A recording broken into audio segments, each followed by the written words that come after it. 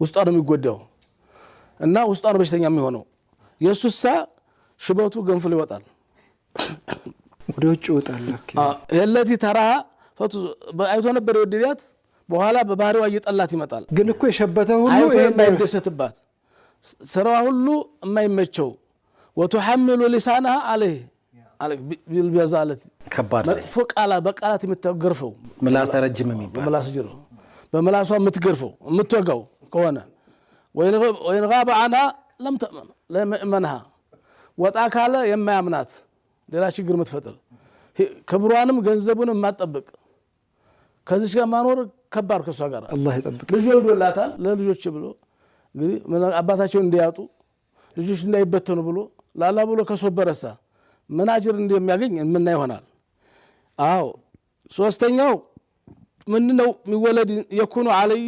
ربا አምላክ ጣዖት የሆነ ልጅ አምልኩኝ የሚል አምባገነ ሙስተቢድ ለህትም ለወንድምም ለናትም የማይመች ቤተሰቡን ሁሉ ምስ የሚያደርግ አምባገለን ልጅ አንጡ እንጂ እንኮ የሌለው ኸድሙኝ እንጂ መኸደም ማያቅ እንዲህ ያለ ልጅ ምን ታረጋዋለህ ሊወቁህ ወአደሚ ቢሪ ምንም በጎ ነገር ማታይበት ወተሰልጡህ አላዋልዲ ከአንሁ ማሊኩ አሰይዱ በዛ በብስ አለቃው እሱ ነው አባትህን ምን አገባህ የሚል ንብረቱን የሚቀማ መብት የሚያሳጣ وانا العبد المملوك ባሪያን አባትን እንደ ባሪያ ልጁ እንደ ጌታ የሌት ተጧሪ ምን ታደርገዋለህ አሸጠው አታከራየው አታንደው ሌላ አሮጌ በግራቢ እኮ ይሸጣል ማንኛውም አውጡልና ጣውል ንብረት ይሸጣል ልጅ ግን አላህ በወለድከው ልጅ ሊቀጣ ይችላል በመረጥካት ሚስት ሊቀጣ ይችላል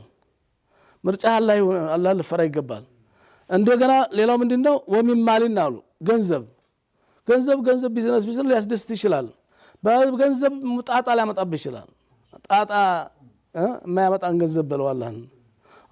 በመገንዘብ ሊቀጣ ይችላል አላህ ሙሲባ ሀብት አንነ ሙሲባ ይሆናል እኮ የወለዱት ልጅ እንደዛው እንደሁሉ ማለት ነው እና አምስተኛው ጊዜውን ጠብቆ የሚከዲያ ጓደኛ ማለት ነው በምላሱ በቃሉ ይሸበሽባል አላህ ይላል በውስጡ ተንኮል ያስባል አንድ ቀን የሆነ ነገር ጎርቶና በድሎ ይሄዳል ወይ ሊከዲያ ይችላል አንተ እየተጨነክ እንግዲህ ጓደኛ ሐቅ ይያልክ ብዙ ነገር ያሰብከለት ያስብብሃል አንዴ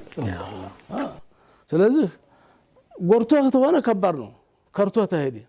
ዝም ብሎ ከዘጋህሳ 20 ዓመት 10 ዓመት አብረውን ወርክ በቃ ማናገር አልፈልግም ዝም ብሎ ዘጋህ ለወጠ